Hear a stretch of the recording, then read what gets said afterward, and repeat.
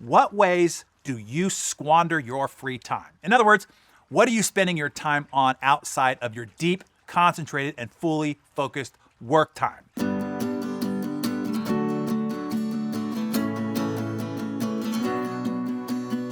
Everyone complains they don't have enough time, enough me time. They don't have enough free time, time for their hobbies, time for their passions, time to get in shape, time to learn something new. We've already talked before about how we actually have more free time now than in any other population in the past. Of all recorded history, we don't have to copy books by hand, plow our own fields with a mule, or hell, drive to the grocery store or bank anymore.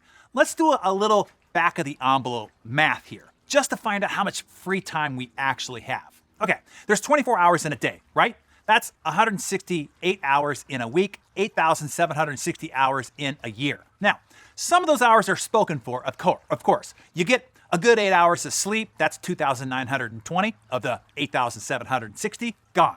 If you work 40 hours a week for 49 weeks, excluding holidays and 2 weeks vacation, you're working 1,960 hours. Subtracting all this takes us down to 3,880 waking, non-working hours. Of course, people have vastly different levels of caregiving or chore responsibilities, and some people work more or fewer hours per day. But we can imagine that just about everybody has somewhere between 1,000 and 2,000 discretionary hours per year. The American Time Use Survey pegs the population average at about 5.19 hours of leisure per day, or 1,894 hours per year. Even the busiest segment of our population, working mothers of children under the age of 6, tend to have about 3.15 hours of discretionary time per day, equaling 1,150 hours per year. Now then, when you crunch the numbers, it's not such a small number, is it? You can do a lot in 1,000 to 2,000 hours. Well, like what, Darren? Well, hell, that's an important question here. The average adult spends 3.5 hours a day of non-work related screen time on their freaking phones alone, not counting time watching TV. That's 1,277 hours gone. 100% of your discretionary free time. Only 2 hours a day, giving yourself 1.5 hours a day to screen suck your face off, is 730 hours in a year, or 73% of a busy person's discretionary budget.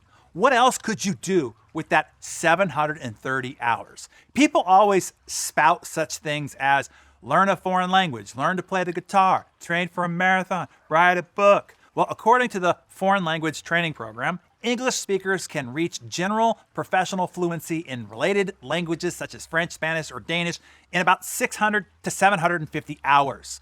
Basic competence as a rhythm guitar player can be achieved in 625 hours. Training for a marathon requires about 10 hours a week for 16 weeks.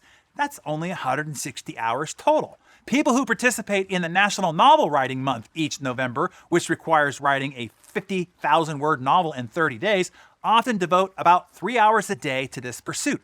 That means somebody could crank out a very rough first draft of a book in about 90 hours.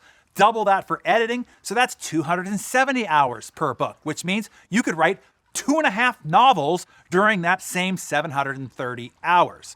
But instead, you Netflix and chill, or you doom scroll news online, or you dumb scroll social media, or you just generally procrastinate, dilly-dally, overschedule trivial obligations, attempt to multitask to your detriment, or don't hire inexpensive and more expert labor to delegate non-vital and unenjoyable chores. My urgent reminder for you here this morning is this: the time is there. There is more of it there than at any other time in all of human history. If you squander all that wonderful free time, that is just a tragedy. If you complain about not having enough free time, that is a freaking crime. Stop it.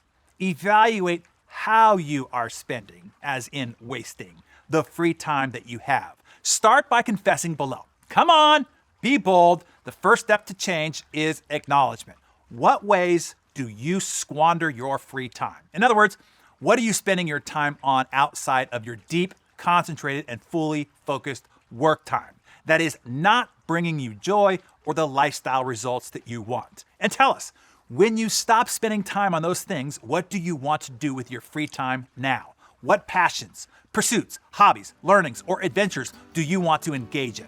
Inspire us with your ideas in the comments below. If you enjoyed this Darren Daily on YouTube, be sure to subscribe to Darren Daily by clicking the button on the screen. There you will find a new video every workday to give you one tip or idea to jumpstart your day. Subscriptions are absolutely free of charge. All that I ask is that you like and share this video. Thanks, and I'll see you right back here on Monday.